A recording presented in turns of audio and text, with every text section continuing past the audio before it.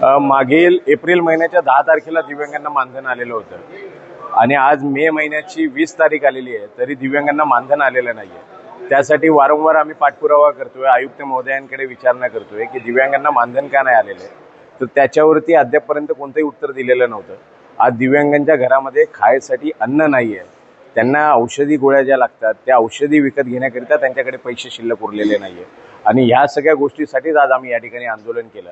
तर महापौर मॅडमांनी आम्हाला आश्वासन दिलेलं आहे की दुपारी 3 वाजेपर्यंत पैसे हे तुमच्या खात्यामध्ये वर्ग होणार आहेत आणि उर्वरित दिव्यांगाच्या अकाउंटमध्ये पैसे हे दुपारच्या नंतर म्हणजे उद्या सकाळी वर्ग होणार आहेत। परंतु ह्या सगळ्या परिस्थितीमध्ये आम्ही महापौर मॅडमांना विनंती केलेली आहे की तुम्ही आयुक्त महोदयांना सांगा किंवा महापौर म्हणून तुम्ही स्वतः एक काहीतरी दिव्यांगांच्या प्रती एक निर्णय घ्या।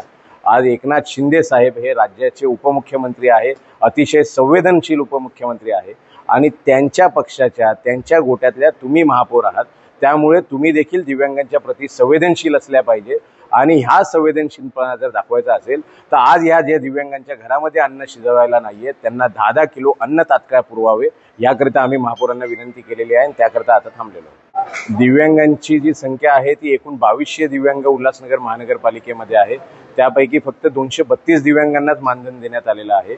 आम्ही मानधन वाढीची देखील मागणी केलेली आहे। आताच आम्हाला महापौरांनी सांगितलं की मानधन वाढीचा प्रस्ताव हा मान्य केलेला आहे आणि मानधन हे 2500 रुपये करण्यात येणार आहे। तर त्या ठिकाणी आम्ही दिव्यांगांनी तीव्र विरोध दर्शवला आणि 300 रुपये मानधन वाढण्यापेक्षा अशा प्रकारची भीक आम्हाला दिव्यांगांना नको, कमीत कमी 4000 रुपये तरी दिव्यांगांचं मानधन झालं पाहिजे अशी आमच्या दिव्यांग संघटनांची मागणी आहे।